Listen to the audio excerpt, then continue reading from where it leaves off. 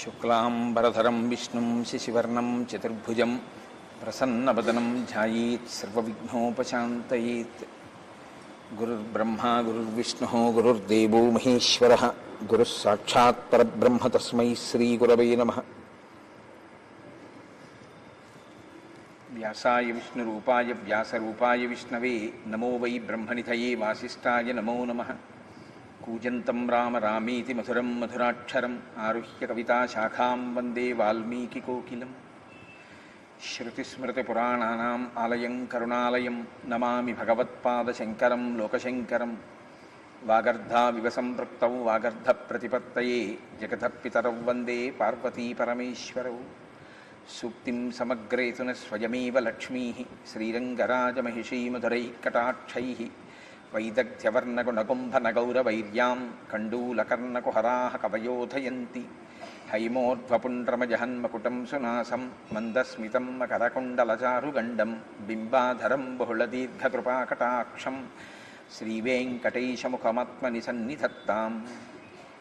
మనోజవం మరుతతుల్యవేగం జితేంద్రియం బుద్ధిమతాం వరిష్టం వాతాత్మజం వనరయూధముఖ్యం శ్రీరామదూతం శిరసా నమామి. ఆపదామపహర్తారం దాతారం సర్వసంపదాం లోకాభిరామం శ్రీరామం భూయో భూయో నమామ్యహం. సింధూరారుణవిగ్రహాం త్రినయనాం మాణిక్యమౌళిస్ఫురత్తారానాయకశేఖరాం స్మితముఖీం ఆపీనవక్షోరుహాం పాణిభ్యాం అళిపూర్ణరత్నచషకం రక్తోత్పలం బిభ్రతీం సౌమ్యాం రత్నఘటస్థరక్తచరణాం ధ్యాయేత్పరేదంబికాం. హరి ఓం. పరమేశ్వర స్వరూపమైన సభకి నమస్కారం.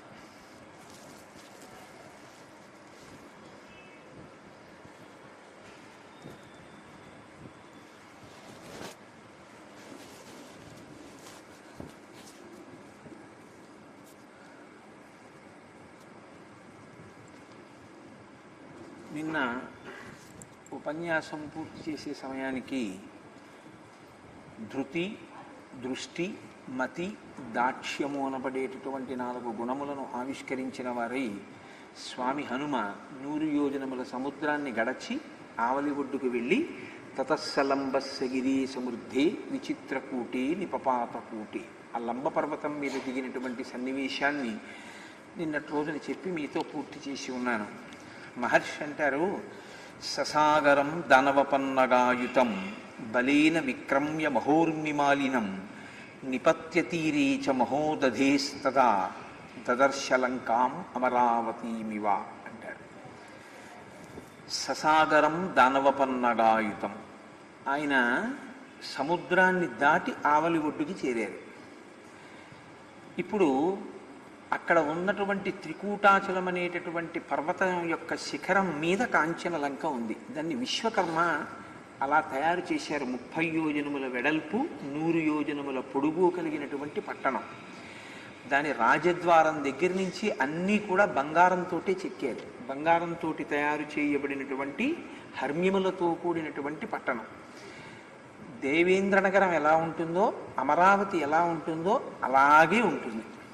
ఎందుకు అలా ఉంటుంది అంటే వాళ్ళు కోరుకున్న కోరిక అలా కోరుకున్నారు రాక్షసులు. ఒకానొకప్పుడు వాళ్ళు దేవతల మీద విజయం సాధించగలిగినటువంటి పట్టు వాళ్ళకి లభించినప్పుడు వాళ్ళు అడిగారు. వాళ్ళకి రాక్షసులు అన్న పేరు కూడా ఆ సమయంలోనే వచ్చింది. నీటిని రక్షించే వాళ్ళు ఎవరు అని అడిగారు బ్రహ్మగారు. అడిగితే మేము రక్షిస్తామని అంగీకరించిన వాళ్ళందరికీ రాక్షసులు అని పేరిచ్చారు బ్రహ్మగారు. కాబట్టి వాళ్ళు రాక్షసులు అయ్యారు. అప్పుడు నీటిని రక్షించే స్వభావం కలిగిన వారు, నీటిని రక్షిస్తామని అంగీకరించిన వారు కనుక. ప్రళయం అయిపోయిన తర్వాత పునఃసృష్టి సమయంలో జలములలోంచి మొట్టమొదటి చతుర్ముఖ బ్రహ్మగారు ఆవిర్భవించినప్పుడు ఆయన సృష్టించినటువంటి ప్రాణిజాతంలో మేమేం చెయ్యాలి అని అడిగినప్పుడు మీరు నీటిని ఏం చేస్తారు అంటే రక్షిస్తామన్న వాళ్ళు రాక్షసులయ్యారు. తదనంతర కాలంలో వారే ఒకానొకప్పుడు దేవతల మీద పట్టు సాధించారు. సాధించినప్పుడు వాళ్ళు అడిగిన కోరిక ఏమిటంటే దేవతలకి నాయకుడైనటువంటి ఇంద్రుడికి అమరావతి పట్టణం ఎలా ఉందో, ఎంత వైభవోపేతంగా ఉందో మాకు అటువంటి పట్టణం కావాలి అని అడిగారు.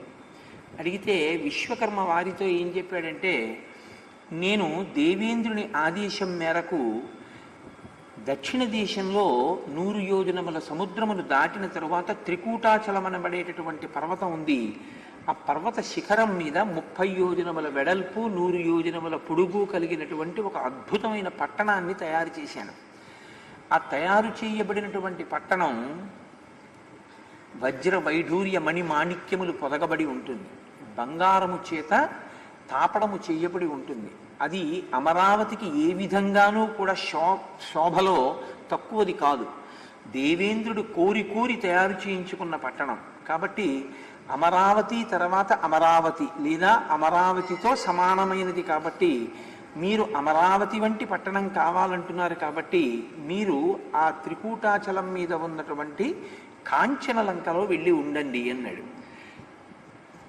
విశ్వకర్మ దేవతల యొక్క శిల్పి అయితే ఇక్కడ లేదు. కానీ ఉత్తరాఖండలో విశ్వకర్మ గురించి ఒక శ్లోకం ఉంది. ఇప్పుడు నేను చెప్పిన సందర్భాన్ని అనుసరించి చెప్పినప్పుడే అక్కడ అవ్యయ అని ఒక విశేషణం వేశారు మహర్షి ఆయనకి. అవ్యయ అంటే ఆయన ఎప్పుడూ కూడా నశించేటటువంటి స్వభావము ఉన్నవాడు కాడు. విష్ణువే విశ్వకర్మగా ఉంటారు. అందుకే మనం విష్ణు సహస్రనామ స్తోత్రంలో విశ్వకర్మ మనుస్త్వష్ట స్థవిరోధ్రువ అంటుంటాం. అటువంటి విశ్వకర్మ చేత చెక్కబడినటువంటి ఆ పట్టణం రాక్షసులకి ఆలవాలమైంది. ఆలవాలమైనటువంటి ఆ పట్టణంలో రాక్షసులు ఉండి ఉద్ధతితో ప్రవర్తిస్తూ ఉంటే లోకాలకు ఇబ్బంది కల్పిస్తే ఒకానొకప్పుడు శ్రీ మహావిష్ణువు వాళ్ళతో చాలా ఘోరమైనటువంటి యుద్ధం చేశారు. చాలామంది రాక్షసులు ఆయన చేతిలో తెగటారిపోయారు. మిగిలిన వాళ్ళు సుమాలి అని పేరు కలిగినటువంటి రాక్షసుడు మిగిలిన వాళ్ళు పాతాళ లోకానికి పారిపోయారు. పారిపోయి పాతాళ లోకంలో ఉండిపోయారు. కాంచనలంక ఖాళీ అయిపోయింది. ఎవరు లేరప్పుడు. ఎవ్వరూ లేకుండా శూన్యంగా ఉండిపోయినటువంటి కాంచనలంక అంత వైభవోపేతమైన పట్టణమైన అసలు అక్కడ ఒక పట్టణం ఉందని, అక్కడ అంత గొప్ప గొప్ప హర్మ్యములు ఉన్నాయని, అంత గొప్ప గొప్ప వీధులు ఉన్నాయని, అంతఃపురం ఉందని ఎవరికీ ఎరుకలో లేదు. దాన్ని మొట్టమొదట మళ్ళీ చెప్పిన వారు ఎవరంటే విశ్రవసో బ్రహ్మ చెప్పారు. విశ్రవసో బ్రహ్మ పులస్త్య బ్రహ్మ యొక్క కుమారుడు. పులస్త్య బ్రహ్మ బ్రహ్మ మానసపుత్రుడు, ప్రజాపతులలో ఒకడు. అటువంటి పులస్త్య బ్రహ్మ యొక్క కుమారుడు విశ్రవసో బ్రహ్మ. విశ్రవసో బ్రహ్మ యొక్క కుమారుడు వైశ్రవణుడు, కుబేరుడు. ఆయన భారద్వాజ మహర్షి యొక్క కుమార్తెని విశ్రవసో బ్రహ్మకిచ్చి వివాహం చేశారు. విశ్రవసో బ్రహ్మ యందు జన్మించిన వాడు వైశ్రవణుడు. ఆయన చతుర్ముఖ బ్రహ్మగారి గురించి తపస్సు చేశాడు. చేసి నాకు ధర్మం కావాలని అడిగాడు. నీకు దిక్పాలకత్వం ఇచ్చి పుష్పకం కూడా ఇస్తున్నాను అన్నాడు. అంటే ధర్మం ఎక్కడుందో అక్కడ శాశ్వతత్వం ఉంటుంది. ఇప్పుడు ఆ పుష్పకాన్ని తీసుకున్నటువంటి కుబేరుడు తండ్రిని అడిగాడు విశ్వవసో బ్రహ్మని, నాన్నగారు ఏ ప్రాణులకు పీడ కలగకుండా నేను ఎక్కడ ఉండనని అడిగాడు. ఆయన అడిగిన మాటది, నా వలన ఏ భూతములకు ఖేదం కలగకూడదు, అలా నేను ఎక్కడ ఉండను అని అడిగాడు. దక్షిణ తీరంలో కాంచనలంక ఉంది. అది ఇప్పుడు ఖాళీగా ఉంది. ఒకప్పుడు రాక్షసులు ఉండేవారు. నువ్వు ఆ లంకా పట్టణంలోకి వెళ్ళి అక్కడ ఉండు అని చెప్పారు. ఆ లంకా పట్టణంలో కుబేరుడు ఉండేవాడు. మొట్టమొదట మళ్ళీ దాన్ని స్వాధీనం చేసుకుని అక్కడ పరిపాలన చేయడం మొదలుపెట్టినటువంటి వాడు కుబేరుడు. ఆ కుబేరుడు ఒకానొకప్పుడు పుష్పక విమానంలో వచ్చి తండ్రి గారికి తల్లి గారికి నమస్కారం చేస్తున్నాడు. ఆయన తేజస్సుని చూశాడు. రావణాసురుని యొక్క తాతగారు చూసి, ఇంత గొప్ప తేజోమూర్తి ఒకడు పుడితే తప్ప మన రాక్షస జాతికి నాయకుడు దొరకడు. ఇంత గొప్ప తేజస్సు కలిగినటువంటి వాడు జన్మించాలంటే ఇంత గొప్ప తేజస్సు కలిగిన వాడి వలననే జన్మించాలి. కాబట్టి కుబేరుడు ఎవరి వలన జన్మించాడో ఆయన వలననే నా కూతురికి కూడా ఓ కొడుకు పుట్టాలి. పుడితే మళ్ళీ అంతటి తేజోవంతుడు అవుతాడు అని ఒక తండ్రి ఒక కూతురికి చెప్పకూడని మాటలే చెప్పాడు అనుకోవచ్చు. కైకసిని ప్రేరణ చేశాడు. ఆమె రాకూడనటువంటి సమయంలో వచ్చింది. అసుర సంధ్య వేళలో వచ్చి విశ్రవసో బ్రహ్మ సంధ్యావందనం చేసుకుని అగ్నిహోత్రం చేసుకుంటుంటే ఆయన ముందుకొచ్చి నిలబడి బొటనవేలుతో భూమి మీద రాస్తూ నిలబడింది. ఆయన ఎందుకు వచ్చావని అడిగాడు. ఆవిడ, నన్ను నా తండ్రి పంపించాడు నీ దగ్గరికి, కానీ నేను ఎందుకు వచ్చానో ఒక ఆడదాని హృదయం నీకు తెలుసు అంది. నువ్వు ఎందుకు వచ్చావో నేను గమనించాను. నీవు కోరుకున్నట్టే సంతానాన్ని ఇస్తాను, కానీ నీవు రాకూడని సమయంలో వచ్చావు. సాయంకాలపు అసుర సంధ్య వేళలో వచ్చావు. స్త్రీ పురుష సమాగమం ఆ సమయంలో జరిగితే ఘోరమైనటువంటి సంతానం కలుగుతుంది. ఇప్పుడు వచ్చి సంతానాన్ని అపేక్షించావు కనుక లోకకంటకులైన వారు నీకు బిడ్డలుగా కలగబోతున్నారు అని రావణ కుంభకర్ణుల్ని శూర్పణకని అనుగ్రహించారు. అప్పుడు ఆవిడ ఏడిచింది. నీ వంటి మహాపురుషుడి వలన సంతానం కలగాలి అని నేను కోరుకున్నది ఆ తేజస్సుతో జన్మించిన వారు లోకకంటకులు కావాలని కాదు, వాళ్ళు లోకోపకారులు కావాలి, ధర్మాత్ములు కావాలి అని కోరుకున్నాను. నాకు అటువంటి బిడ్డడు ఒకడు కలగడా అని అడిగింది. అప్పటికి వేళ దాటి చీకటి పడిపోయింది. కాబట్టి ఇప్పుడు నీకు కలిగే కుమారుడు ధర్మాత్ముడవుతాడు అని కనిష్ఠుడిగా ఆఖరివాడిగా విభీషణుడు జన్మించాడు. పుట్టగానే 10 కంఠములతో పుట్టి ఏడ్చాడు కాబట్టి దశగ్రీవుడు అని పేరు పెట్టారు ఆయనకి. రావణ ఆయన నామం కాదు, అంత గట్టిగా అరిచాడని పరమశివుడు పిలిచాడు రావణ అని. అది ఆయన ఉంచుకున్నాడు, బాగుందా పేరని. కాబట్టి ఇప్పుడు ఆ దశగ్రీవుడు పెరిగి పెద్దవాడై తపస్సు చేసి బ్రహ్మగారి వలన వరములు పొందిన తరువాత ఆక్రమించాడు కుబేరుడి దగ్గర. ఎందుకంటే కుబేరుడి దగ్గరికి వెళ్ళినప్పుడు రాక్షసులతో కలిసి ఆయన ఒక మాట అన్నాడు, తమ్ముడా చాలా సంతోషం, నువ్వు విశ్రవసో బ్రహ్మకుమారుడవే కాబట్టి నాకు తమ్ముడివి, నీవు నేను కలిసి రాజ్య పరిపాలన చేద్దాం, ఎందుకు మన ఇద్దరం దెబ్బలాడుకోవడం, కాబట్టి హాయిగా నువ్వు కూడా స్వాగతిస్తున్నాను, నువ్వు కూడా లోపలికి రా రాజ్యంలోకి అన్నాడు. రావణుడు అంగీకరించలేదు. ఉంటే నేను ఉండాలి, లేకపోతే నువ్వు ఉండకుండా నేను చెయ్యాలి, కాబట్టి నువ్వు వెళ్ళిపోతావా లేకపోతే నిన్ను నిర్మూలించమంటావా అని అడిగాడు. కుబేరుడు తండ్రిని వెళ్ళి అడిగాడు విశ్రవసో బ్రహ్మని, నాన్నగారు ఏం చెయ్యమంటారో, తమ్ముడు రావణుడు కాంచన లంకను అడుగుతున్నాడు అని అడిగాడు. ఆయన అన్నాడు, వాడి అహంకారము చేత వాడు నశించిపోయే రోజులు వాడికి దగ్గర పడుతున్నాయి, కాబట్టి నువ్వు లంకని విడిచిపెట్టేసి ఉత్తర దిక్కుగా వెళ్ళిపోయి వేరొక రాజధానిని నిర్మించుకో అన్నాడు. అప్పుడు ఆయన కైలాస పర్వతం పక్కకి వెళ్ళిపోయాడు. వెళ్ళిపోయినా వెళ్ళి అన్నగారిని దండించి అన్నగారితో యుద్ధం చేసి ఓడించి పుష్పక విమానాన్ని ఎత్తుకొచ్చాడు కుబేరుడి దగ్గర నుంచి రావణాసురుడు. కాబట్టి దదర్శలంకాం అమరావతీమివ అని మహర్షి అండంలో అసలు ఆ లంకా పట్టణాన్ని మొట్టమొదటిసారి చూసిన వాడికి ఎవరికైనా కళ్ళు చెదిరిపోలిసింది. అది అంత తేలికేం కాదు. అది హనుమ కాబట్టి తట్టుకున్నారు, కానీ అసలు హనుమ కాబట్టి ఆలోచించారు, కానీ అసలు ఎందుకు వచ్చాడో జ్ఞాపకం రావడం కష్టం, ఎవరికీ జ్ఞాపకం రాదు. ఎందుకంటే మహర్షి ఎన్ని శ్లోకాలు రచన చేశారో, 1, 2 కవు, ఎన్ని శ్లోకాలు ఇచ్చారో, అది కూడా ఆ శ్లోకాలు కూడా బహుభంగిమల చిత్రంగా ఉంటాయి. కొన్ని మహర్షి చెప్పినవి, కొన్ని హనుమ చూస్తున్నప్పుడు ఎలా కనపడ్డాయో చెప్పినటువంటి శ్లోకాలు. అరువులు అలా ఉంటాయి, చెట్లు అలా ఉంటాయి, ఇళ్ళు అలా ఉంటాయి, ప్రాకారములు అలా ఉంటాయి, వీధులు అలా ఉంటాయి, రక్షణ అలా ఉంటుంది. కొన్ని వేల కోట్ల రాక్షసులు అక్కడ ఉంటారు. ఆభిచారిక హోమాలు చేసేవాళ్ళు ఉంటారు, వాళ్ళు కేవలం ఎప్పుడూ మంత్రభాగం చేస్తుంటారు, వాళ్ళు తలుచుకోగానే ఆ అగ్నిహోత్రాన్ని ప్రయోగిస్తారు. అంత భయంకర స్వరూపులతో నిండిపోయి ఒక చోట మహర్షి అంటారు, పాములతో నిండిన పాతాళం ఎలా ఉంటుందో లంక కూడా రావణ పరిపాలనలో అలా తయారైపోయింది. దుష్టులందరికీ కూడా ఆలవాలముగా మారిపోయింది, ఒక్క ధర్మాత్ముడైన విభీషణుడు తప్ప. అటువంటి సమయంలో అసలు ఆయన 100 యోజనముల సముద్రాన్ని దాటి ఆవలి ఒడ్డుకి వెళ్ళి నిలబడి చూడగానే అమరావతిలా కనపడింది అంటే అందులో ఆశ్చర్యం లేదు. ఎందుకనంటే వాళ్ళ కోరికదే, అమరావతి లాంటి పట్టణం కావాలనే వాళ్ళు అడిగారు. కాబట్టి అమరావతిలాగే ఉంటుంది ఆ కాంచన లంక. అటువంటి లంకా పట్టణాన్ని చూసినప్పుడు మీరు ఒకటి కొంచెం జాగ్రత్తగా గమనించండి. సుందరకాండ యొక్క గొప్పతనాన్ని మీరు 2 కోణములలో చూడవలసి ఉంటుంది ఇక్కడ సర్గల్లో. ఒకటి బాహ్య సౌందర్యం, లంక యొక్క బాహ్య సౌందర్యం. ఇప్పుడు మనం ఒక అద్భుతమైన మేడ గురించి ఏదో విన్నాం అనుకోండి, ఇంటికి రాగానే ఏం చెప్తాం అంటే, అబ్బాయి ఎంత బాగుంది అనుకుంటున్నావు వాళ్ళ ఇల్లు అని మొదలు పెడతాం. అక్కడ చిత్రం ఏమిటంటే మహర్షి ఒక తివాచీని కూడా విడిచిపెట్టలేదు. అంటే మీరు ఆలోచించండి, ఒక తివాచీ గురించి కూడా ఒక శ్లోకం చెప్పవలసిందే అక్కడ. అక్కడ ఏది విడిచిపెట్టడానికి లేదు, అంతటి బాహ్య సౌందర్యం. అంతటి సౌందర్యం కలిగినటువంటి లంకాపట్టణంలోకి ప్రవేశించి చూస్తున్న వాడి దృష్టి దాని మీద నిలబడిపోతుంది. అది ఒక సౌందర్యం. రెండవది, అక్కడ ఉన్నటువంటి స్త్రీలు, అన్ని రకాలైనటువంటి వాళ్ళు లంకాపట్టణానికి తీసుకొచ్చాడు. వారిని చూడకూడని రీతిలో చూశారు హనుమ. ఒంటి మీద నూలు పోగు లేని వాళ్ళని కూడా చూశారు, ఎందుకంటే రాత్రి వెళ్ళారు. సౌందర్యమునకు ఆటపట్లు వాళ్ళు. ఈ మహర్షి మాటలలో చెప్పాలి అంటే అసలు కొన్ని కొన్ని శ్లోకాలు చెప్పడం కూడా కష్టంగా ఉంటుంది, కొన్ని చదువుకుని మీరు అనుభవించవలసి ఉంటుంది. పురుషులకు సుఖమివ్వడంలో అత్యంత సమర్థత కలిగినటువంటి మెరుపుతీగల వంటి స్త్రీలు ఒంటి మీద బట్టలేని వారు చూడబడినారు అని రాశారు మహర్షి.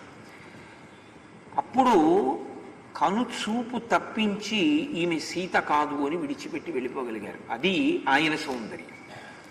ఇది లంకా సౌందర్యం. ఏకకాలమునందు రెండు సౌందర్యాలు నడుస్తాయి. మీ బుద్ధి ఎక్కడ నిలబడితే అది మీ సౌందర్యం. అది మీకు పరీక్ష. సుందరకాండ జరిగేటప్పుడు సుందరకాండ సర్గలన్నీ జరిగి ఆ శ్లోకాలే మీకు గుర్తున్నాయనుకోండి, మీ బుద్ధి అక్కడ సౌందర్యాన్ని అనుభవిస్తుంది. మీ బుద్ధి హనుమద్వైభవాన్ని అనుభవించగలిగింది అనుకోండి, మీ బుద్ధి పరిపక్వత చెందుతోంది. కాబట్టి సుందరకాండ చాలా గమ్మత్తైనటువంటి కాండ. కనుక ససాగరం దానవపన్నగాయుతం బలేన విక్రమ్య మహోర్మిమాలినం నిపత్య తీరే చ మహోదధేస్తథా దదర్శలంకాం అమరావతీమివ. సముద్రం పక్కన ఉన్నటువంటి పర్వత శిఖరం మీద ఉంది లంక. కాబట్టి ఇప్పుడు యథేచ్ఛగా ఆ సముద్ర కెరటములు ఎప్పుడు వచ్చి కొడుతుంటాయి. ఎక్కడ బయలుదేరారు హనుమ? దక్షిణ సముద్రపు ఉత్తర తీరంలో బయలుదేరారు. దక్షిణ సముద్రపు ఉత్తర తీరంలో బయలుదేరి సముద్రాన్ని దాటి దక్షిణ తీరానికి చేరుకుంటే లంక కనపడింది. దక్షిణ తీరానే ఉండేది లంక. మీరు ఎప్పుడు బాగా ఈ మాటని జ్ఞాపకం పెట్టుకుని చూడవలసి ఉంటుంది. సుందరకాండలో లంక ఎక్కడుంటుంది? దక్షిణ తీరంలో ఉంటుంది. అయోధ్య ఎక్కడుంటుంది? సరయూ ఒడ్డున ఉంటుంది. హిమాలయాలు ఎక్కడ ఉంటాయి? ఉత్తర దిక్కునే ఉంటాయి. కైలాసం ఉత్తర దిక్కునే ఉంటుంది. ఉత్తర దిక్కున కూర్చున్నవాడు దక్షిణ దిక్కును చూస్తూ ఉంటాడు. దక్షిణాన్ని నుంచి ఉత్తరానికి నమస్కారం చేసిన వాడికి మృత్యు భయం లేకుండా చేయగలిగిన వాడు మృత్యుంజయుడు అక్కడ కూర్చుని దక్షిణాన్ని చూస్తాడు దక్షిణామూర్తిగా. మన వాళ్ళు ఏది మాట్లాడినా చాలా వైభవోపేతంగా ఉంటాయి ఆ మాటలు. ఇప్పుడు దక్షిణ తీరాన లంక ఉన్నది అంటే దీంట్లో ఒక చమత్కారం ఉంది. ఎప్పుడూ కూడా దక్షిణం అనేటటువంటిది యమధర్మరాజు గారి యొక్క దిక్కు.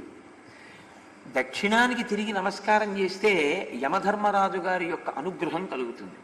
యమధర్మరాజు గారి అనుగ్రహం కలిగితే ఏం చేస్తుంది? ఆయన చేయగలిగింది ఆయన చేస్తాడు కదా. కాబట్టి యమధర్మరాజు గారి యొక్క సదనాన్ని చేరుకోవాలన్నా, శరీరము రోగగ్రస్తము కావాలన్నా దక్షిణ దిక్కుకి తిరిగి ఎక్కువ నమస్కారం చేయాలి. రోగం వస్తే బాగుండు అనుకున్నారనుకోండి, దక్షిణ దిక్కుకి ఎక్కువ నమస్కారం చేయాలి. అంటే అదే యమధర్మరాజు గారికి ఇంకో శక్తి కూడా ఉందండో. ఆయన అనుగ్రహిస్తే రోగం లేకుండా కూడా చేస్తాడు. కానీ సాధారణంగా దక్షిణ దిక్కుకి తిరిగి చేస్తే వచ్చేటటువంటి ప్రయోజనం మాత్రం ఒక గృహస్థు కోరుకోకూడనిది కనుక దక్షిణ దిక్కుకి నమస్కారం చెయ్యవద్దనే చెప్తారు పెద్దలు. పెద్దలేమి ఎక్కడైనా అంతే. నిన్న మీరు సుందరకాండలో విన్నారుగా, అంజలిన్ ప్రాముఖ కుర్వన్ పవనాయత్మయోనయే. తూర్పు దిక్కుకి తిరిగి నమస్కారం చేశారు తప్ప దక్షిణానికి ఎడుతూ దక్షిణానికి నమస్కారం చేయలేదు. ఇది మీరు తెలుసుకోవలసిన విషయం. ఎందుకో తెలుసా అండి? నమస్కారం చెయ్యడం ప్రధానం కాదు. నమస్కారం చేసేటప్పుడు మీ నమస్కారం ఎవరికి చేద్దామనుకున్నారో వారికి అందే ప్రయోజనం మీకు వస్తుందా లేదా ప్రధానం. మీకు నేను ఈ సందర్భంలో ఒక మాట చెప్పవలసి ఉంటుంది. ఒక జగద్గురువు దగ్గరైనా సరే మీరు దక్షిణ దిక్కుకి తిరిగి నమస్కారం చేస్తే ఆయనకి వెళ్ళదా నమస్కారం? భారతీ తీర్థస్వామి కానివ్వండి, పరమాచార్య స్వామివారే కానివ్వండి, ఇక్కడికి వచ్చి ఇలా కూర్చున్నారనుకోండి, మీరు దక్షిణానికి తిరిగి నమస్కారం చేశారనుకోండి, ఆ నమస్కారం ఆయనకి వెళ్ళదు. ఆ నమస్కారం యమధర్మరాజు గారికి వెళుతుంది. మీరు తూర్పు దిక్కుకి తిరిగో లేదా ఇంకొక దిక్కుకు తిరిగో నమస్కారం చెయ్యాలి, కానీ దక్షిణానికి తిరిగి మాత్రం చేయకూడదు. గురువుగారు ఎదురుగుండా కూర్చున్న గురువుగారికి చేసినా దక్షిణానికి చేయకూడదు. అందుకే అసలు ముందు పెడుతూనే దిక్కేమిటని అడిగి చూసుకుని నమస్కారం చేస్తారు. అధిష్టానం దగ్గరైనా అంతే. గురువుగారు శరీరం విడిచిపెట్టేసిన తర్వాత అధిష్టానాన్ని నిర్మాణం చేస్తారు. శరీరాన్ని అందులో పెట్టి శివలింగం పెట్టేస్తారు. అధిష్టానం దగ్గరికి వెళ్ళినా దక్షిణానికి తిరిగి నమస్కారం చేయకూడదు. ఉత్తరానికి తిరిగి కానీ తూర్పుకి తిరిగి కానీ సాధ్యమైనంత వరకు ఆ రెండు దిక్కులే నమస్కారానికి. అంటే నేను ఎందుకు ఈ మాట చెప్పవలసి వస్తోంది అంటే అది కూడా సుందరకాండలో అంతర్భాగమే. ప్రతి చిన్న విషయాన్ని, ఉపాసనకి సంబంధించిన ప్రతి విషయాన్ని మీకు చెప్తుంది. నేను మీతో ఒక మాట మనవి చేశాను. నమస్కారము మీ బాధ్యతని అవతల వారి యందు నిక్షేపిస్తుంది. మీరు నమస్కారం చేశారనుకోండి, ఆయన దాన్ని ఏదో సామాన్యంగా పుచ్చేసుకోవడం కుదరదు. ఆయన ఏం చేయాలంటే ఓ ఆశీర్వచనం చేయాలి. ఆయన అలా ఆశీర్వచనం చెయ్యకూడని వాళ్ళు ఎవరో తెలుసా అండి? ఒక్క సన్యాసి చేయకూడదు. సన్యాసి ఆశీర్వచనం చేయరు. సన్యాసి ఏం చేస్తారు అంటే, ఆయన సన్యాసి నమస్కారాలన్నీ పుచ్చుకుని మీకు ఆశీర్వచనాలు చేస్తూ కూర్చున్నారనుకోండి, ఇంకా ఆయన ప్రయోజనం ఏమిటి? సన్యాసి ఎప్పుడూ ఆశీర్వచనం చేయకూడదు.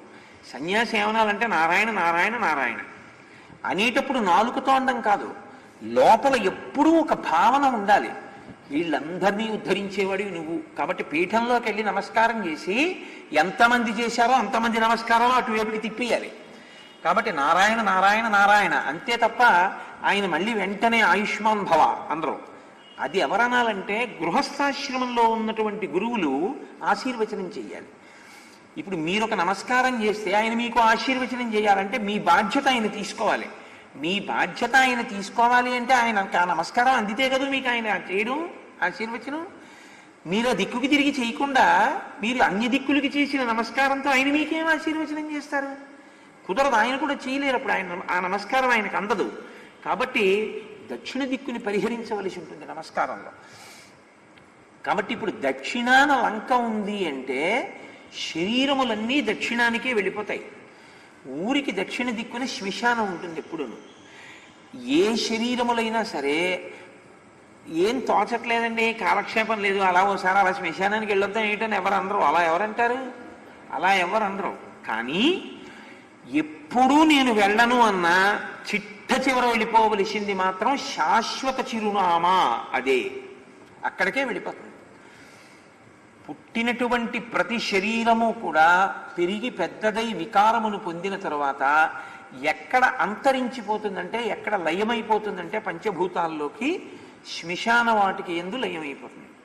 కాబట్టి మీరు లంక దక్షిణ తీరమున ఉన్నది అన్న మాటకు అర్థం ఏమిటంటే ఈ శరీరమును యోగిగా చూస్తున్నారు హనుమ. అందుకే ఓం యోగినే నమః అని హనుమకి అష్టోత్తర శతనామ స్తోత్రంలో ఒక నామం.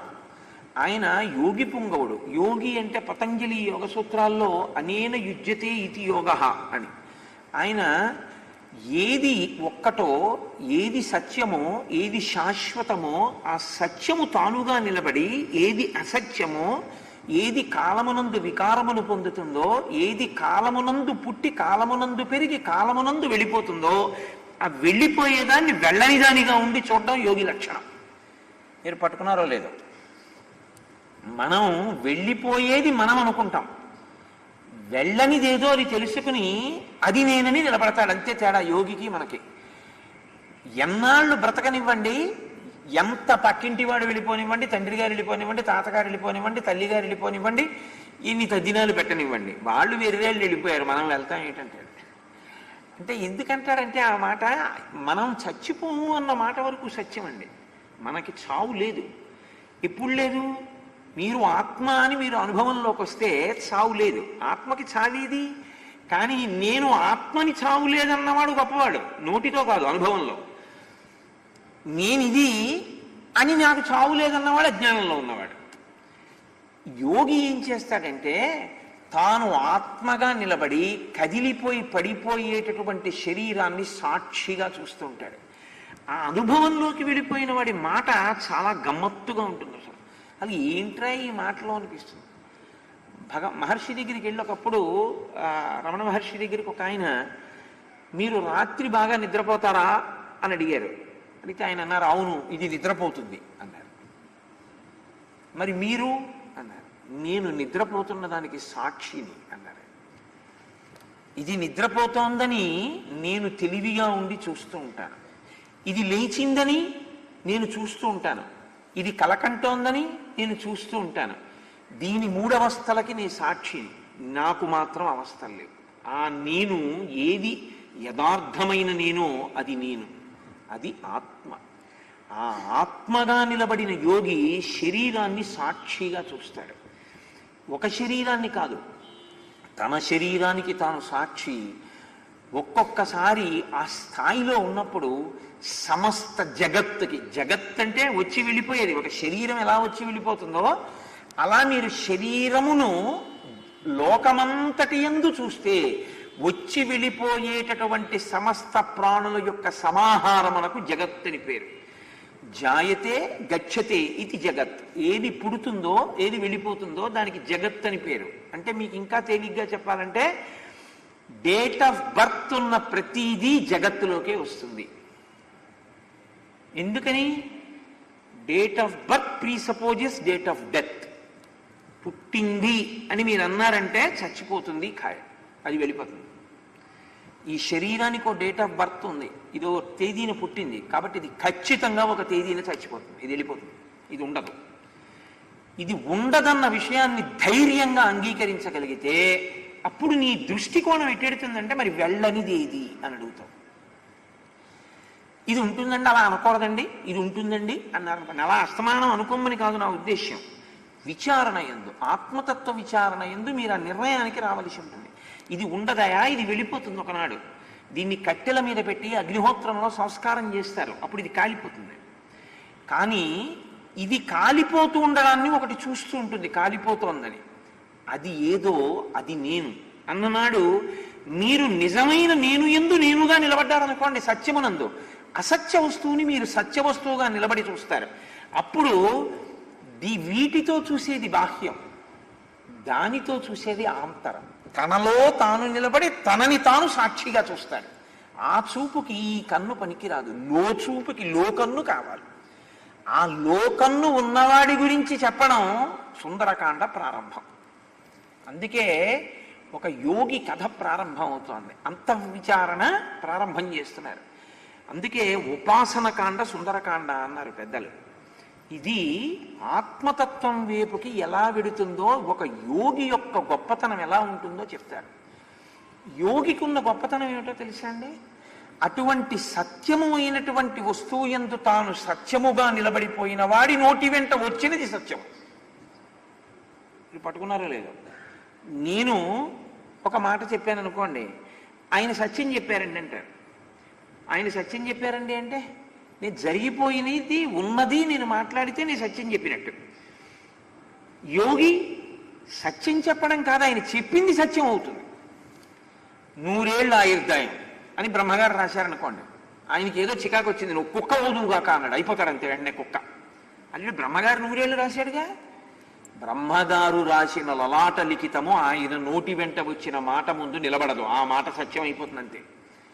అంటే తాను సత్యముగా నిలబడిపోయిన వాడి నోటి వెంట వచ్చినది సత్యమైపోతుంది. ఈ స్థితిని పొందారు కాబట్టే హనుమ నోటి వెంట సుందరకాండలో ఏ మాటలు వచ్చాయో తర్వాత రామాయణం అంతా అదే. కాబట్టి ఇప్పుడు ఆయన ఆత్మను అనుభవించినటువంటి గొప్ప యోగి, సాధకుడు, అంతే. అంతకన్నా ఇంకేమీ చెప్పకండి ఆయన గురించి. అలా చూస్తేనే మీకు రామాయణం అందం. కాబట్టి ఇప్పుడు ఆయన ఆ లంకని చూస్తున్నారు అంటే ఒక శరీరానికి సాక్షిగా చూస్తున్నారు. ఇప్పుడు ఆ లంక, కాంచన లంకకి ఏవి తగులుతున్నాయి? సముద్ర కెరటములు తగులుతున్నాయి. కెరటం చూడండి ఎక్కడ పుడుతుంది? సముద్రంలో పుడుతుంది. సముద్రంలో పుట్టి సముద్రంలో పెరుగుతుంది, సముద్రంలో పెరిగి సముద్రంలో ప్రయాణం చేస్తుంది, సముద్రంలో ప్రయాణం చేసి సముద్రంలో విరిగి పడిపోతుంది, మళ్ళీ వెనక్కి వెళ్ళి సముద్రంలో కలిసి. తప్ప సముద్రం కన్నా కెరటం వేరా కాదు, సముద్రమునందే కెరటము పుట్టింది.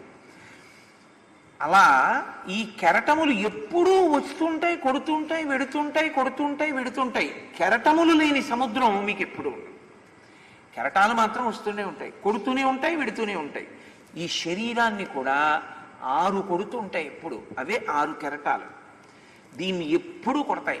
ఆఖరి కెరటం కొట్టినప్పుడు ఇది పడిపోతుంటుంది, మళ్ళీ ఇంకో కొండని కొడుతుంటాయి, అంటే ఇంకో శరీరాన్ని కొడతాయి. శరీరం అనే కొండని మాత్రం ఈ 6 కొట్టకుండా ఉండవు. అవే ఆ కెరటములే 6గా చూసినప్పుడు షడూర్ములు అంటారు. ఇవి మనుష్యులకని మీరు అనుకోకూడదు, ఇవి సమస్త ప్రాణిజాతమునకు ఉంటాయి. అన్ని ప్రాణులకు, సమస్త ప్రాణులకు ఉన్నటువంటి దీన్ని చూసి మీరు కారుణ్యమును పొందగలిగితే మీ దృష్టికోణంలో మార్పు వస్తోందని గుర్తు. మీరు ఋషి అవుతున్నారు అని గుర్తు ఏమిటంటే మీలో ఉన్న అనుభవాన్ని ఇతర ప్రాణుల యందు ఉన్న అనుభవాన్ని ఒకటిగా షడూర్ములలో చూడగలిగితే ఆనాడు మీరు ఋషి దృష్టి మీకు ఏర్పడుతోంది అని. ఏమిటా షడూర్ములు? ఆకలి, దప్పిక, శోకము, మోహము, జర, మరణము. ఆకలి చూడండి, ఏదో మధ్యాహ్నం భోజనం చేస్తాను, సాయంకాలం ఒక కప్పు కాఫీ తాగుతాం, ఏమైనా వచ్చే ముందు తింటే 2 పళ్ళ మొక్కలు తింటామేమో. రాత్రికి అయిపోయిందా, ఊరుకుంటుందా పెట్టేశానని? రాత్రి మళ్ళీ సిద్ధం, మళ్ళీ కొడుతుంది కెరటం, మళ్ళీ వేస్తాం, మళ్ళీ తెల్లవారుతుంది, మళ్ళీ కొడుతుంది కెరటం, మళ్ళీ వేస్తాం. ఇలా ఎన్నాళ్ళు కొడుతుంది? ఇది ఉన్నన్నాళ్ళు కొడుతుంది. ఇది పడిపోయింది అనుకోండి, తీసుకొచ్చి మీరు ఏం పెట్టినా దానికి అక్కర్లేదు కదండి. దప్పిక, దాహం, వేస్తుంది పోస్తారు తగ్గుతుంది, వేస్తుంది పోస్తారు తగ్గుతుంది, వేస్తుంది పోస్తారు తగ్గుతుంది, మళ్ళీ వస్తుంది. ఈ మనుష్యుడికే కాదు, సమస్త భూతముల. అందుకే ఇది సనాతన ధర్మంలో భారతదేశం యొక్క గొప్పతనం.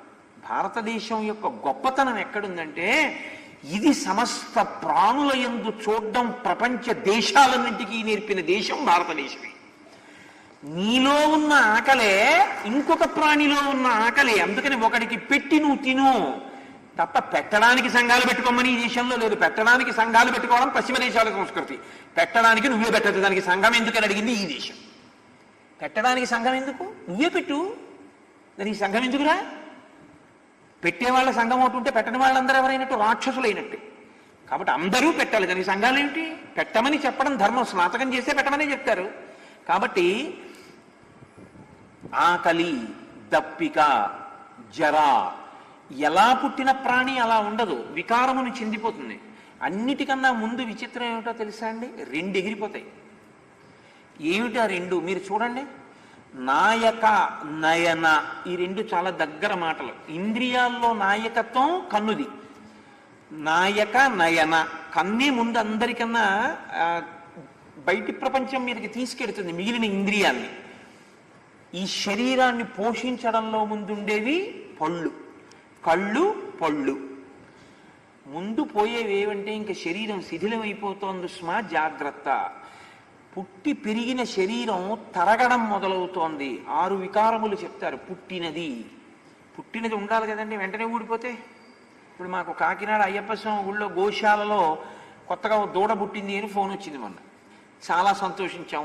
సుందరకాండ మొదలెట్టే ముందు అయ్యప్ప స్వామి దేవస్థానంలో గోవుకో దూడ పుట్టింది అని. ఇంకో గంటకి ఇంకో ఫోన్ వచ్చింది. ఆవు బాధపడుతుంటే హాస్పిటల్కి తీసుకెళ్లారు. ఆ ఆవు కడుపులో ఇంకో దూడ కూడా ఉంది, కానీ ఆ దూడ మరణించింది, అందుకని దాన్ని శరీరాన్ని బయటికి తీసేశారు అని. పుట్టినది ఉన్నది ఉంటే కదండి పుట్టినది. చచ్చి పుట్టినది ఉపయోగం ఏమిటి? పుట్టినది ఉన్నది. ఎంత దూరదృష్టితో మాట్లాడిందో చూడండి. ఉన్నది పెరిగినది, పెరిగినది తరిగినది, తరిగినది మార్పు చెందినది, మార్పు చెందినది నశించినది. ఇవి 6 వికారాలు. ఈ 6 వికారాలు పొందడం అన్ని ప్రాణుల యొక్క లక్షణం. ఈ 6 ఊర్ములు పొందడం అన్ని ప్రాణుల యొక్క లక్షణం. అన్ని ప్రాణులకు ఆకలి, దప్పిక ఉంటుంది. అన్ని ప్రాణులకు శోకం ఉంటుంది. అన్నీ ఏడుస్తాయి. ఏడుస్తున్నాయని తెలియదంతే, నవ్వుతున్నట్టు ఉంటాయి. అన్నీ ఏదో కారణానికి ఏడుస్తుంటాయి. ఏడవడానికి ఏ కారణం లేకపోతే తెచ్చుకుని ఏడుస్తాయి. అది సహజమైన ప్రవృత్తి. శోకంలో ఉండి కూడా ఆనందించాడంటే ఆయన యోగి. ఆయనకి శోకం అన్న మాట లేదు. అన్నీ సంతోషంగా ఉండరా అన్న ఏడిచాడంటే వాడే మనిషి. అంటే ఇంకా ఎదుగుదల కావలసిన వాడని గుర్తు కదండి. కాబట్టి నలినీజలగత జలమతి తరళం తత్వజీవితమతిశయ చపలం విద్ధిర్వ్యాధ్యభిమానగ్రస్తం లోకం శోకచ హంత సమస్తం అన్నారు శంకర భగవత్పాదులు. ఈ లోకం చచ్చిపోయిందిరా నా దృష్టిలో, వీళ్ళు అక్కర్లేని ఏడుపులు ఎప్పుడు ఏడుస్తూ ఉంటారు. శోకము, మోహము ఎప్పటికప్పుడు అంటుంటాడు. ఏమిటో ఇవన్నీ అంటుంటాడు. అంటాడు మళ్ళీ సిద్ధం. అవునండి, మా వాళ్ళే వీళ్ళే వీరు నేనను మతిభ్రమణంబున భిన్నులై ప్రవర్తిల్లక. ఎప్పుడు ఈ వేలు పైకి వస్తుంటుంది, వాళ్ళు నేను 2 చూపిస్తూనే ఉంటుంది. ఎప్పుడు 2 ఏమిటంటే సభాభ్య సభాపతిభ్యశ్చవో నమో నమో. సభ నేను ఒకటే, అని ఒకటిలోకి వెళ్ళడు, ఒకటిలోంచి రెండులోకి వెళ్తూ ఉంటాడు. అందుకని శంకర భగవత్పాదులు అన్నారు అద్వైతం అన్నారు, ఆయన రెండు కాదన్నారు. రెండు కాదంటే ఒకటంటారు. మళ్ళీ ఆయన ఒకటన్నారు అనుకోండి, ఇదోటి ఇదోటి ఇదోటి అంటారేమోనని ఆయన పాపం రెండు కాదన్నారు. రెండు కాదంటే ఒకటని అలా అన్న దాన్ని ఒకట్లు చేశారు, రెండు చేశారు, మూడు చేశారు, నాలుగు చేశారు. అదో చిత్రం లోకం యొక్క స్థితి. కాబట్టి లోకం శోకచహంత సమస్తం, ఈ లోకమంతా శోకంతో చచ్చిపోయిందన్నారు శంకరాచార్యులు గారు.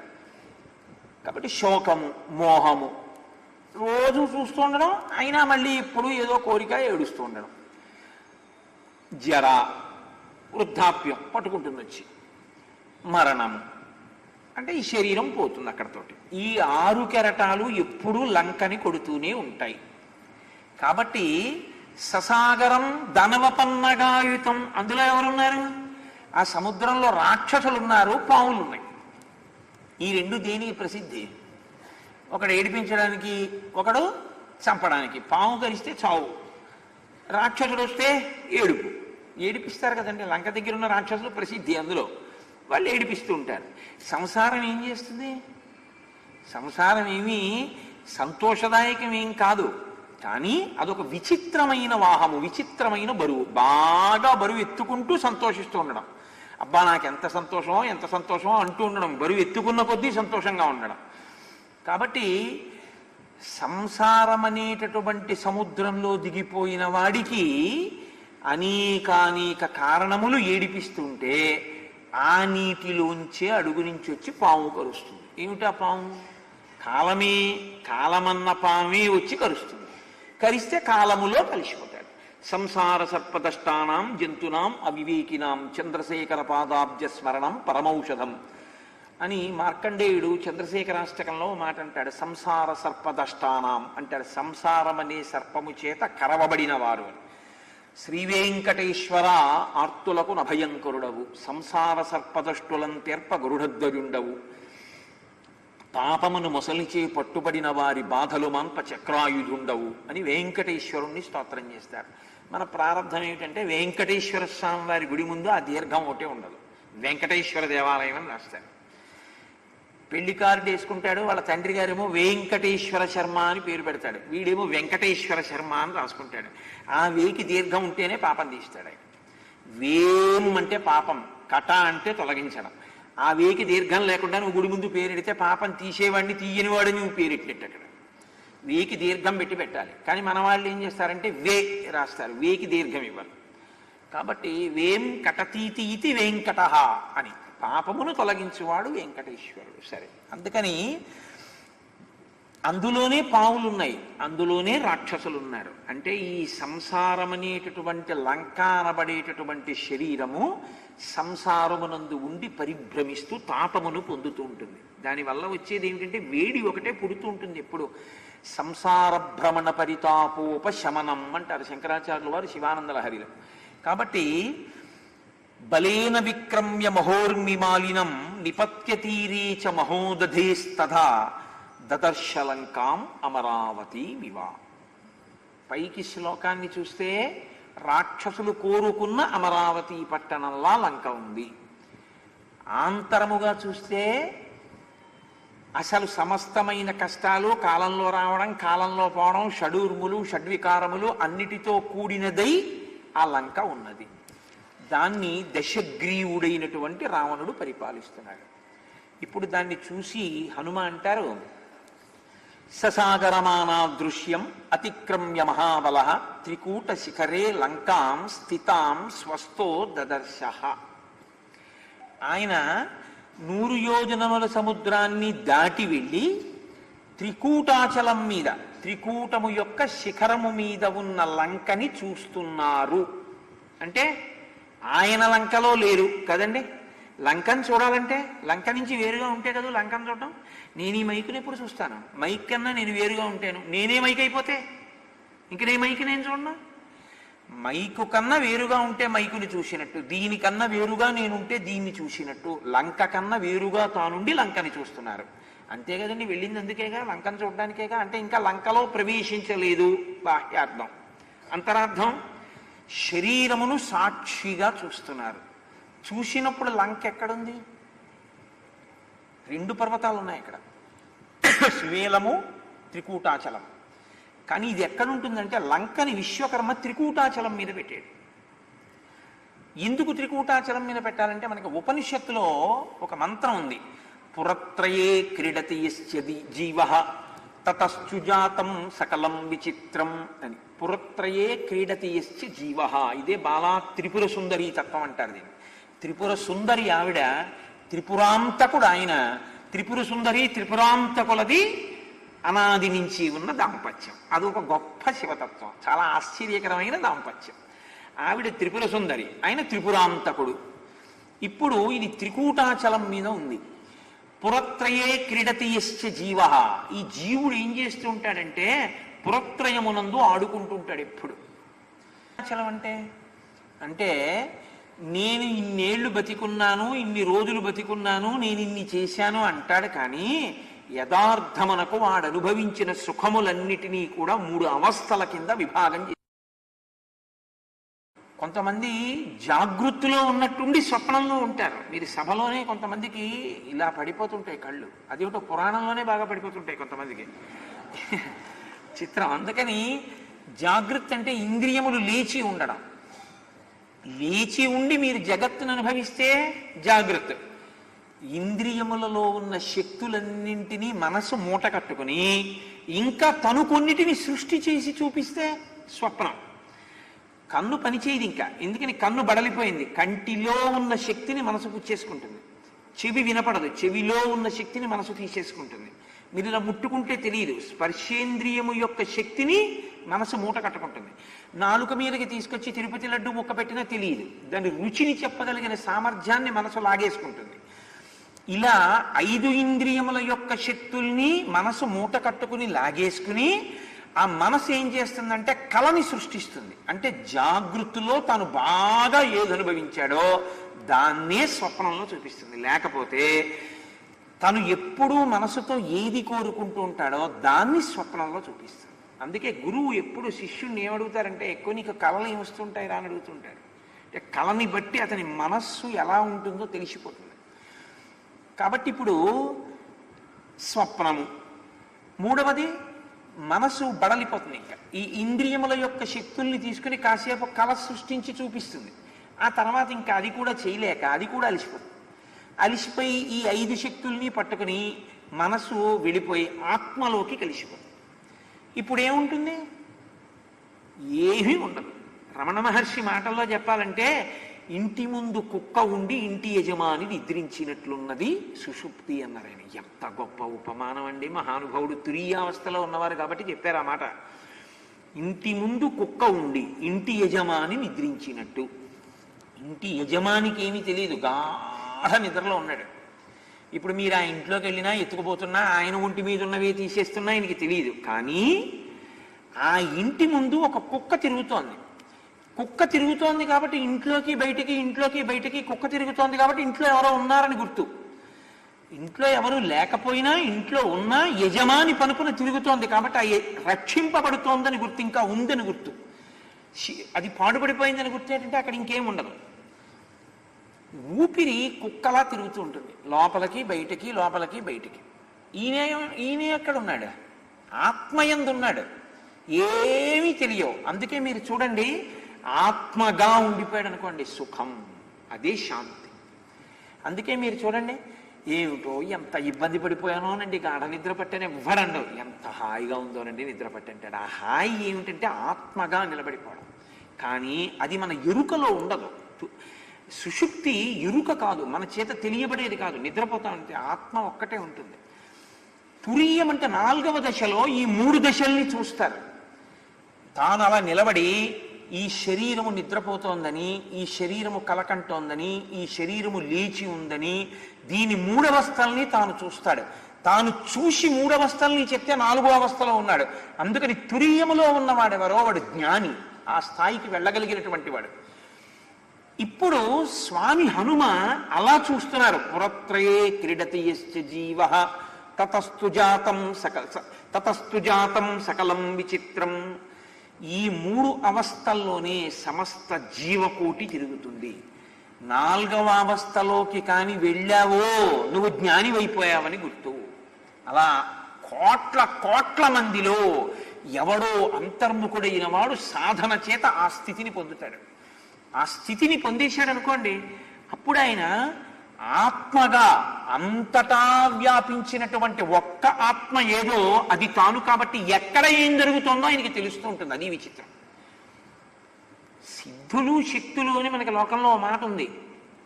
కొన్ని సిద్ధులు వస్తాయండి, బాగా భక్తిగా ఉంటే జ్ఞానం ఉంటే ఏదో కొన్ని సిద్ధులు వస్తాయండి అంటుంటారు. సిద్ధులు వస్తాయి అనుకుని సిద్ధుల కోసం వెంపర్లాడడం, సిద్ధుల్ని అస్తమానం ప్రకటించడం అత్యంత హీనాతిహీనమైనటువంటి ప్రక్రియ. నేను యథార్థం చెప్తున్నాను మీతో. ఎందుకో తెలుసా అండి, నేను శంకర భగవత్పాదుల కింకరుణ్ణి, నేను ఆయన్ని నమ్ముకున్నామండి. శంకర భగవత్పాదులు ఒక మాట చెప్తారు, దక్షిణామూర్తి స్తోత్రం చెప్తూ ఆఖరణ ఫలశ్రుతి చెప్తూ ఒక మాట చెప్పారు ఆయన. సర్వాత్మత్వమితి స్ఫుటీకృతమిదం యస్మాదముష్మిన్స్తవే తేనాశ్వ శ్రవణాత్ తదర్థమననాత్ ధ్యానాచ్చ సంకీర్తనాత్ సర్వాత్మత్వ విభూతి సహితం స్వాదీశ్వరత్వం స్వతః సిద్ధేత్తత్ పునరష్టదా పరిణతం చైశ్వర్యం అవ్యాహతం. కొన్ని సిద్ధులు వస్తాయి, సత్యం తెలుస్తాయి కొన్ని కొన్ని విషయాలు. కానీ మీరు వాటిని కానీ కోరుకున్నారనుకోండి, అవి మిగులుతాయి, మీ యొక్క జ్ఞానము నశించిపోతుంది. హీనాతిహీనమైన సాధకుడిగా నిలబడిపోతాడు. ఏమిటి నువ్వు సాధించేది దానివల్ల? ఏమీ ఉండదు. అది ఎటువంటిదో శంకరాచార్యుల వారు చెప్తే, సురేశ్వరాచార్యుల వారు అంటే మహానుభావుడు, శృంగేరి పీఠానికి మొట్టమొదటి పీఠాధిపతి ఆయన, మండన మిశ్రుడు కదండి, సురేశ్వరులు అయ్యారు. సురేశ్వరుడు వార్తికం చేస్తూ దాని మీద భాష్యానికి వార్తికం చేస్తారు. వార్తికం చేస్తూ ఆయన ఒక ఉదాహరణ చెప్పారు దానికి. ఒక భార్య భర్త మంచి చలిగాలిలో వచ్చాడు, వేడిగా ఒక రొట్టె వేసి పెట్టబోయి ఎముకలు కొరికేస్తోందన్నాడు. భార్య వెళ్ళి పొయ్యి వెలిగించి రొట్టె వేస్తోంది. భర్తకి రొట్టె తయారు చేయడం ప్రధాన ప్రయోజనం. భర్తకి రొట్టె తయారు చేస్తున్నప్పుడు పొయ్యి యొక్క మంట వలన సెగ తగలడం అనుషంగిక ప్రయోజనం. సెగ తగులుతోంది, వెచ్చగా ఉంది కదా అని రొట్టెని పట్టించుకోలేదు అనుకోండి, భార్య మాడి మషి అయిపోతుంది రొట్టె, భర్త తినడానికి ఏమి ఉండదు. సిద్ధుల కోసం వెంపర్లాడిన వాడు తన రొట్టె తాను కాల్చుకున్నవాడు. సిద్ధుల్ని పక్కన పెట్టి తను తరించాలని ప్రయత్నించిన వాడు లోకాన్ని తరింపజేయగలిగిన సమర్థత ఎందు నిలబడినవాడు. అందుకే సిద్ధులు ప్రకటించడం అంత హేయమైన విషయం ఏదీ ఉండదు. తపస్సులు, జ్ఞానులు, మహాపురుషులు అటువంటి వాటి జోలికి వెళ్ళరు. శంకర భగవత్పాదుల మాటల్లో అయితే అది కాకి రెట్ట అన్నారు శంకరాచార్యులు వారు. ఇలా తుడిచేయమన్నారు అంతే. సిద్ధి కలిగితే, నీకొక కొత్త విషయం తెలిస్తే దాన్ని ప్రకటించవద్దు. కాకి పెంట దులిపినట్టు దులిపేసి ఈశ్వరుడి వైపుకు అడుగులు వేసి అని చెప్పారు. శాస్త్రాలు అలా మాట్లాడే ఉన్న యథార్థాలు అవి. కానీ ఇవాళ మనం ఏమిటంటే, శాస్త్రం ఏం కోణంలో మాట్లాడిందో ఆ కోణంలో అర్థం చేసుకోగలిగినటువంటి స్థితిని మనం అందుకోగలిగితే మనం ఒక సత్యాన్ని ఎరుకలోకి తెచ్చుకున్న వాళ్ళం అవుతాం. కాబట్టి నేను రామాయణం చెప్తున్నాను సుమండి, ఆ విషయాన్ని మీరు గుర్తుంచుకోవాల్సి ఉంటుంది. నేనేం మాట్లాడుతున్నానంటే రామాయణం మాట్లాడుతున్నాను అంతే.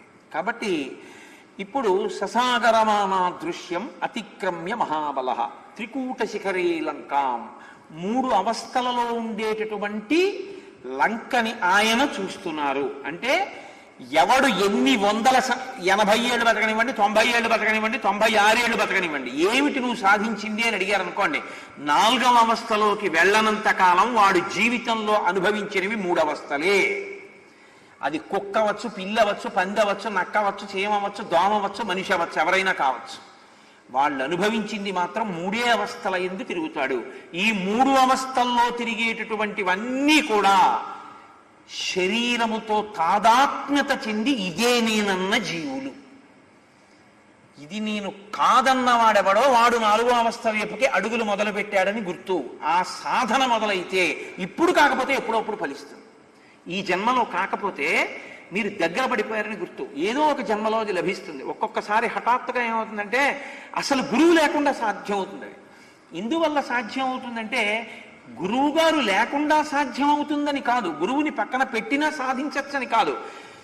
గత జన్మలలో ఎక్కడో గొప్ప గురు శుశ్రూష చేసి గురువు గారి దగ్గర కూర్చుని అదే పనిగా శాస్త్రాన్ని విని దాని మీద తాదాత్మ్యత పెంచుకున్న కారణం చేత జ్ఞానమావిర్భవించే సమయం లోపల ఈ శరీరము ప్రారబ్ధవశాత్తు పడిపోతే, ఈ విన్న వాసనాబలం జీవుడికి ఉండిపోతే తదనంతర జన్మలో ఏమవుతాడంటే ఒక్కొక్కసారి గురువు గారి అవసరం కూడా లేకుండా తనంత తానుగా జ్ఞాన విస్ఫోటనం జరుగుతుంది.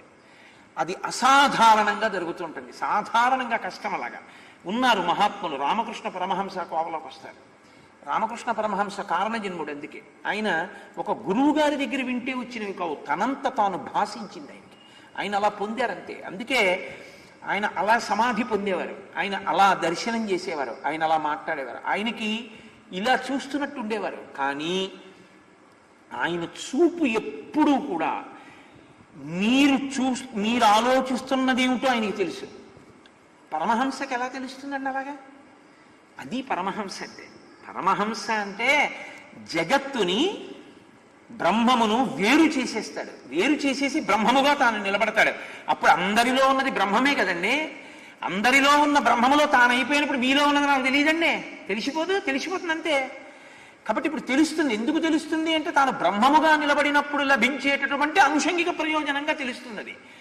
అందుకే మహాత్ముల జీవితాల్లో ఇలాంటి సందర్భాలు ఉంటాయి. కానీ దాన్ని ఈశ్వరాభిముఖం చేస్తారు తప్ప అన్య ప్రయోజనానికి వాడరు. రామకృష్ణ పరమహంస కలకత్తా కాళికాదేవి ఆలయంలో కూర్చుని ఉంటే మహారాణి వచ్చింది ఒకసారి. వచ్చి ఆయన ఎప్పుడు ఏదో పాట పాడుతూ ఉండేవారు, సంతోషంగా అర్చకత్వం చేసేవారు. పాట పాడుతున్నారు. ఆవిడ పువ్వులు కడుతోంది, కాళికాదేవికి దండ కడుతోంది. పాట పాడుతున్న పరమహంస ఒక్కసారి కుర్చీ నుంచి కిందకి దూకి రాణిని లాగి లెంపకాయ కొట్టారు. కొట్టాడికి తల తిరిగిపోయింది. రాణిని కొట్టారు, ఏ ఉపద్రవం వస్తుందో అని హడిలిపోయారు అందరూ. అలా ఎందుకు కొట్టారన్నారు. ఆయన కోపంతో ఊగిపోతూ అన్నారు, అమ్మకి దండ కడుతున్నావు, అమ్మకి దండ కట్టేటప్పుడు ఇది అమ్మ మెడలో వేస్తే ఎంత పొడుగు వస్తుందో, పువ్వులు దగ్గరగా ఉన్నాయా, దీని మీద ఉందా దృష్టి? ఎవరో ఇద్దరు దెబ్బలాడుకున్న వాళ్ళు రేపు పొద్దున్న నీ దగ్గరికి వస్తారు సభలోకి, వాళ్ళకి మనం తీర్పు ఏం చెప్పచ్చని ఆలోచిస్తున్నావు. తీర్పు గురించి ఆలోచిస్తామే, దండ కట్టేటప్పుడు దండ గురించి ఆలోచించకుండా అమ్మవారి దండ గురించి అందుకు కొట్టానన్నారు. ఆవిడ కాళ్ళ మీద పడింది. మహానుభావ, ఎంత గొప్ప మాట చెప్పినా బుద్ధి మార్చారయ్యా. శరీరంతో చేయడం కాదు, మనసుని కూడా అక్కడ పెట్టడం నేర్పారని. వాళ్ళు కారణజన్ములు. భగవాన్ రమణులకు గురువు లేరు. ఆయనకి భాషించింది. అందుకే ఆయన ఎప్పుడూ చెప్పేవారు, నాకు గురువు లేరన్న మాట పక్కనుంచండి, మీకు గురువు ఉండకూడదని నన్ను మాత్రం అనుకరించకండి అని చెప్పేవారు. తప్పు. జ్ఞానిని అనుకరించకూడదు. జ్ఞానిని అనుకరించడం అంత ప్రమాదం ఇంకోటి లేదు. ఎప్పుడూ అనుకరించకూడదు. మీరైతే అప్పుడు అవ్వకుండా మీరు ఆయన ఇమిటేట్ చేస్తే మీకేం వస్తుంది? మీరు పెట్టుకుంటారా గోచి? ఎందుకు భగవాన్ రమణులను అనుకరించడం? ఆయన స్థితిని పొందండి, పొందిన తర్వాత మీరేమవుతారో అప్పుడు మీ గురించి ఉపన్యాసం అప్పుడు చెప్పుకోవచ్చు తప్ప ఇప్పుడు ఎందుకు అనుకరణలు? కాబట్టి అజ్ఞానిని మనం అనుసరించకూడదు, జ్ఞానిని అనుకరించకూడదు. అనుసరించడం వేరు, అనుకరించడం వేరు. అది జ్ఞాపకం పెట్టుకోవాలి ఎప్పుడు. కనుక హనుమ సాక్షిగా చూస్తున్నారు ఆ లంకాపట్టణాన్ని. అందుకే సుందరకాండ నడవదు. ససాగరమానా దృశ్యం అతిక్రమ్య మహాబల త్రికూట శిఖరే లంకాం స్థితాం స్వస్థో దదర్శ. ఆయన ఆ లంక నుండి వేరుగా ఉండి యోగిగా దాన్ని చూస్తున్నారు, ఆ లంకాపట్టణాన్ని. ఇది ఆంతరం, సాధనా రహస్యం. బాహ్యం ఇంకా లంకలోకి వెళ్ళలేదు, సముద్రపు టొడ్డుకి దిగి లంకాపట్టణాన్ని చూస్తున్నారు. ఇప్పుడు మహర్షి అంటారు, యోజనానాం శతం శ్రీమాన్ తీర్థ్యాపి ఉత్తమ విక్రమ అనిశ్వసన్ కపిస్తత్ర నగ్లాని మధిగచ్చతి శతాన్యహం యోజనానాం క్రమేయం సుబహౌన్యపి కిం పునః సాగరస్యాంతం సంఖ్యాంతం శతయోజనం. ఆయన అంటున్నారు, 100 యోజనముల సముద్రాన్ని దాటి ఈవలికి ఒడ్డుకి వచ్చినా, మధ్యలో మైనాకుణ్ణి కాదన్నా, సురస నోట్లోకి వెళ్ళి బయటికి వచ్చినా, సింహికని భంజించినా, ఆయన కనీసం అయ్య బాబోయ్ ఇంత కష్టపడ్డానని అని ఒక నిట్టూర్పు విడవలేదు. అంటే నిట్టూర్పు అన్నదాన్ని మీరు కొంచెం జాగ్రత్తగా గమనించాలి. నిట్టూర్పు అనేకమైనటువంటి వాటికి నిదర్శనం. అమ్మయ్య బయటపడ్డానరా బాబు, ఎలాగో అలాగా అనుకున్నానుకోండి అంటాడు. లేదు ఇది ఇంక అయ్యే పని అనుకున్నాడు అనుకోండి అంటాడు. అది మీ మనస్సు చేసేసుకున్న నిర్ణయాన్ని వ్యక్తం చేస్తుంది.